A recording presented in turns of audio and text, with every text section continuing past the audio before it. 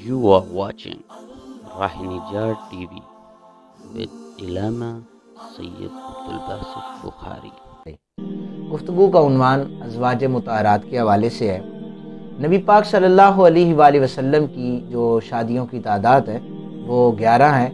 ان میں سے جو سب سے پہلے 2 ازواج مطہرات جو نبی پاک صلی اللہ علیہ وسلم کی زندگی کے اندر جن کا انتقال ہوا، وہ ایک تو حضرت خدیجۃ الکبریٰ رضی اللہ تعالی عنہا ہیں اور دوسری حضرت زینب بنت خزیمہ رضی اللہ تعالی عنہا ہیں۔ 9 ازواج مطہرات جو تھی حضور کی ظاہری وصال کے بعد بھی وہ حیات رہی۔ انشاءاللہ ان کا ذکر ہم آگے چل کر تفصیل سے کریں گے۔ قرآن پاک میں اللہ تعالیٰ ارشاد فرماتے ہیں کہ النبی اولیٰ بالمؤمنین من انفسہم وازواجہ امہاتہم، ایمان والوں کے لیے یہ نبی ان کی جانوں سے بھی قریب ہیں اور ان کی جو بیویاں ہیں یہ ان کی مائیں ہیں۔ یہ قرآن نے ازواج مطہرات کے حوالے سے ایک ادب بتایا ہے کہ وہ تمہاری مائیں ہیں، اس لیے انہیں ام المومنین بھی کہا گیا کہ وہ تمام مومنوں کی ماں کہلاتی ہیں۔ آج میں آپ کے سامنے سب سے پہلے نبی پاک صلی اللہ علیہ وسلم کی رفیقہ حیات ام المومنین سیدہ خدیجۃ الکبریٰ رضی اللہ تعالی عنہا کی سیرت کے حوالے سے مختصر سا بیان کروں گا۔ یہ نبی پاک صلی اللہ علیہ وآلہ وسلم کی وہ پیاری بیوی ہیں کہ جن کے بطن مبارک سے نبی پاک صلی اللہ علیہ وسلم کی اولاد بھی موجود ہے، اور یہ حضرت فاطمہ الزہرا سلام اللہ علیہا آپ کی والدہ محترمہ ہیں۔ 4 بیٹیاں آپ کے بطن سے پیدا ہوئی، ان میں سے حضرت رقیہ ہیں، حضرت زینب ہیں، حضرت ام کلثوم ہیں اور حضرت سیدہ فاطمہ الزہرا ہیں۔ آپ سیدنا امام حسن پاک اور امام حسن کی نانی جان بھی ہیں۔ آپ حضرت شیر خدا علی المرتضیٰ کرم اللہ وجہہ الکریم کی ساس صاحبہ بھی ہیں۔ آپ کا نام خدیجہ تھا اور آپ کے والد کا نام خویلد تھا، دادا کا نام اسد تھا۔ تجارت کی غرض سے جب حضرت ابو طالب آپ نے نبی پاک صلی اللہ علیہ وآلہ وسلم سے عرض کی کہ خدیجہ جو ہے ان کا مال جو ہے وہ مختلف جگہوں پر تجارت کے لیے جاتا ہے اور یہ ان کے پاس جو کام کرتے ہیں انہیں اچھا خاصا معاوضہ دیتے ہیں، تو آپ بھی چلیں تو ان کے ساتھ کام کریں۔ نبی پاک صلی اللہ علیہ وسلم نے فرمایا کہ چچا میں اس طرح تو نہیں جاتا، لیکن اگر وہ کہیں تو ضرور جاؤں گا۔ یہ بات حضرت خدیجۃ الکبریٰ کو پتہ چلی، انہوں نے اپنے غلام کے ذریعے نبی پاک صلی اللہ علیہ وسلم کو بلا کر بھیجا۔ آقا کریم صلی اللہ علیہ وسلم اس سفر تجارت میں چلے گئے۔ اونٹ بھی اتنے تھے، مال بھی ہر سال کی طرح اتنا تھا، لیکن اللہ تعالیٰ نے وہ 2 گنا بھی نہیں 3 گنا زیادہ اس کا پروفٹ نبی پاک صلی اللہ علیہ وسلم کو اس تجارت میں سے دیا۔ اس کے بعد میسرہ غلام حضرت خدیجۃ الکبریٰ کا تھا۔ یہ پورے سفر میں حضرت خدیجۃ الکبریٰ کے حکم سے نبی پاک صلی اللہ علیہ وسلم کے ساری چیزیں دیکھ رہا تھا۔ اس نے رستے میں دیکھا کہ جب بھی کبھی دھوپ آتی پیارے نبی صلی اللہ علیہ وسلم پر ایک بدلی سایہ کرتی۔ اسی طرح اس نے کچھ راہبوں کو دیکھا، انہوں نے آ کر باقاعدہ بتایا کہ ہم نے انجیل میں تورات میں یہ پڑھا ہے کہ مہر نبوت جن کی کمر پہ ہوگی، بادل جن پر سایہ کرے گا، اور یہ ان کا نام ہوگا، ان کی والدہ کا نام، ان کے والد گرامی کا نام یہ ہوگا، اور وہ یتیم پیدا ہوں گے، تو یہ نشانیاں ہوں گی، تو وہ آخری نبی بن کر آئیں گے۔ اس وقت جب میسرہ واپس آئے اور حضرت خدیجہ الکبریٰ نے فرمایا میرے غلام میسرہ مجھے یہ بتاؤ کہ رستے میں کیا کیا تم نے دیکھا ہے، کون کون سے حالات دیکھے؟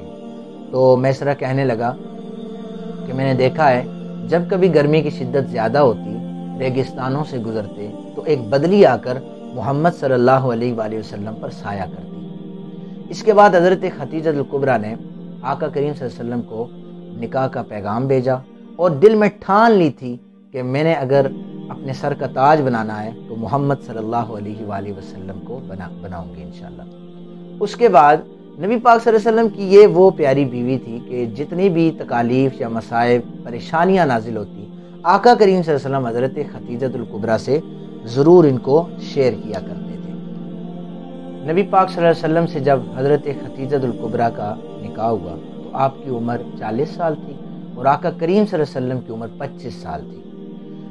اس کے بعد غار حرا میں جب پہلی وحی نازل ہوئی آقا کریم صلی اللہ علیہ وسلم پریشان ہوئے، خوب جو تسلی تھی وہ حضرت جناب خدیجۃ الکبریٰ نے نبی پاک صلی اللہ علیہ وسلم کو دی۔ جب آپ غار حرا میں عبادت میں مصروف رہتے تو حضرت خدیجۃ الکبریٰ کھانا لے کر وہاں آیا کرتی تھی۔ جب حضرت خدیجہ کبریٰ ایک دفعہ کھانا لے کر چلی گھر سے، حضرت جبریل امی پہلے رسالت امام صلی اللہ علیہ وسلم کے پاس تشریف لے آئے اور یہ کہا کہ اللہ کا اور میرا سلام اپنی زوجہ محترمہ جناب خدیجہ کبریٰ کو ضرور دیجیے گا۔ انہیں جنت کے ایسے مکان کی خوشخبری سنا دیجیے جو موتیوں کا بنا ہوگا اور جس میں شور بھی نہیں ہوگا اور کسی قسم کی کوئی تکلیف بھی نہیں ہوگی۔ آقا کریم صلی اللہ علیہ وسلم کی یہ پیاری بیوی تھی کہ جن کے بارے میں سیدہ عائشہ صدیقہ رضی اللہ تعالی عنہا آپ فرماتی ہے کہ اتنا رشک مجھے کسی پر نہیں آیا جتنا حضرت خدیجہ کبریٰ پر آتا تھا۔ حضرت عائشہ پاک کے نکاح سے 3 برس پہلے ہی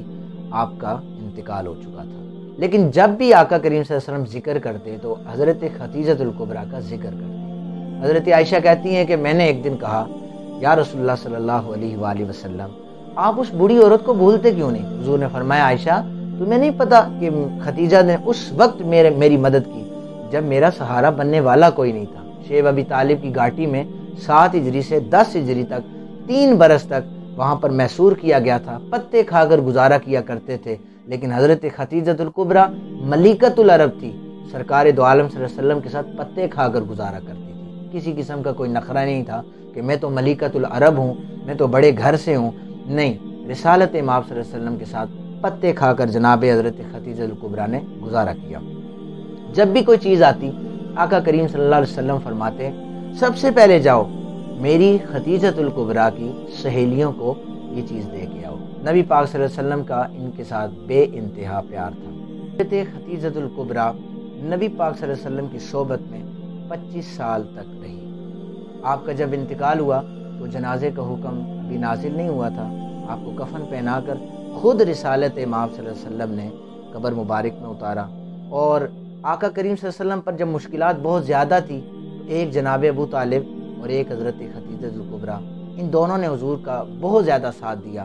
ایک ہی سال دونوں کا انتقال ہوا اور آقا کریم صلی اللہ علیہ وسلم نے اس پورے سال کو عام الحزن یعنی غم کا سال قرار دیا۔ اللہ تعالیٰ سے دعا ہے اللہ تعالیٰ ہماری ماؤں بہنوں بیٹیوں کو ازواج مطہرات کی سیرت پر عمل کرنے والا بنائے۔